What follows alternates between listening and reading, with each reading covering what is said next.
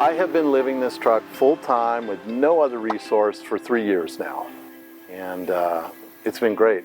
I'd say 90% of my nights I'm not sleeping somewhere with epic sweeping views. It's generally urban stuff because I'm serving communities in urban cores, and so I'm mostly in cities, but I still love where I can go at the day. Like today I'm at Fisherman's Terminal and have a wonderful place to relax.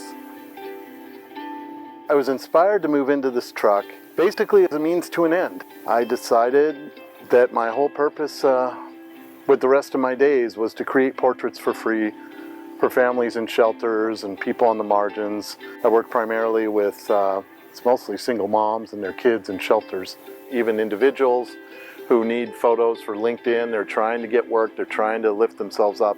The response is always very thrilled, so grateful, lots of gratitude. So I decided to pour my energy into photography that matters, and living out of the truck allows me to be able to live lean enough to just barely eke it out.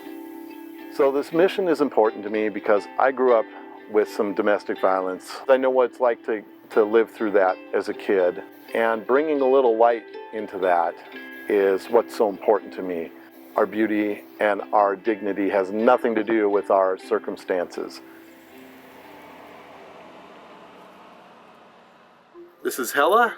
She is my 1954 Dodge M152.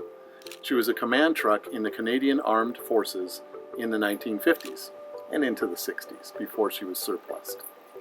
I bought it sight unseen in 2016 from the other side of the continent and had it shipped from eastern Canada all the way to central Washington, where I was living at the time, and dropped off in my driveway in a big non-functional Hulk. I knew if I took it one step at a time, I'd get her running. If you're going to run a vintage vehicle, you damn well better be a mechanic. And thankfully, I am. Not professional, but all my life I've done it. I've had old rigs and kept them running and done all kinds of work. And bringing this one back from the dead was the biggest thing I've ever done. But it's been great because I know every square inch of this rig. I have to inspect it once a month at least and check a whole bunch of things and grease 27 different Zerks.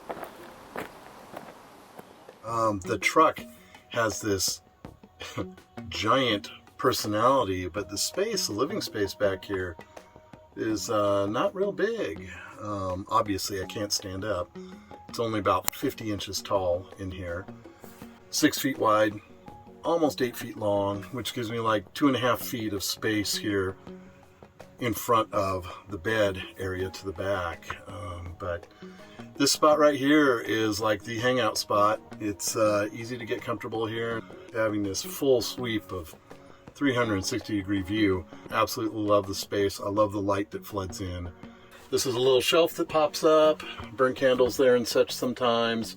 Store my axe here, my little hatchet. All the memory stuff is on this partition wall, and the partition door, it opens and closes. I can actually lock it from the outside, so when I leave the rig, that's another layer of security for everything that's in here. You can see here, this is an old railroad desk I modified and turned into my workstation in here. Houses a single burner butane stove, my Goal Zero 500 watt solar, and I've got my little Dometic refrigerator down here. And then, of course, my pantry.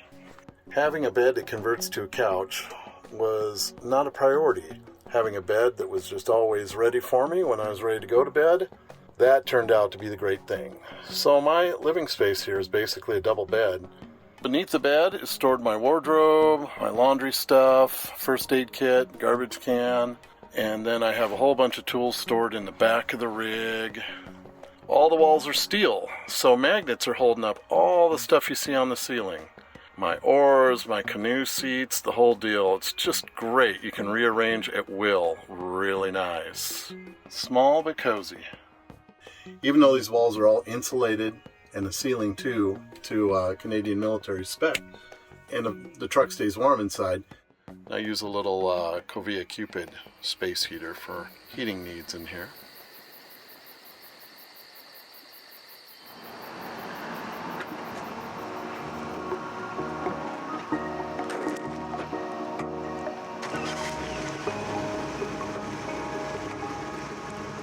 before I moved into the truck. I was full-time photographer for Central Washington University. Life was me going to work, coming home. My priority was taking care of my son, raising my son. He was my last in the nest through high school as a single father. My oldest daughter was already out of the nest and on her own at that point. I am traveling all over the West, the American West at the moment, and I've primarily been working in Seattle and San Francisco. You know, I'm running off of my savings and a little bit of patron support on Patreon. I should be able to do another year. Hopefully by then I'll have enough patron support that I'm not dinging my savings, because they're not a lot. I haven't had a lot of terrible struggles on the road. I have no problem finding spots. I do experience a great deal of special treatment because of the nature of this vehicle. People warm to it very quickly. So what I'm doing with Jackdaw is definitely long term. I plan to do it until I physically can't do it anymore. I'm optimistic I can do it a good 20 plus years and travel all of the Americas. And basically, so long as I love doing it, I'm going to do it. If the day comes that changes, then I'll shift my path. And I don't worry too much about that right now. I'm focused on what I'm doing in the moment. I have quite a sense of freedom, and it's probably my most cherished thing right now, how free I feel.